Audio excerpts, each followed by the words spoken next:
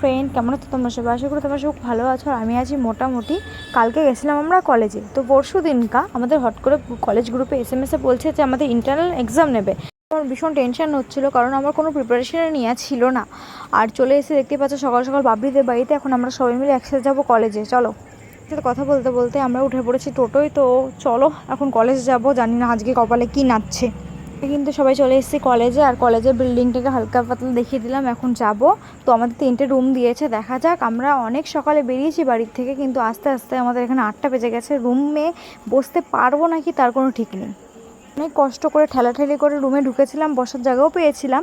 তো কি বলতো, স্যার এসে বললো যে কোনো এক্সাম নেবে না, কোশ্চেন দিয়ে দেবে, ওটা বাড়িতে আমাদেরকে কোশ্চেনের প্রজেক্টের মতন করে ওটাকে জমা দিতে হবে।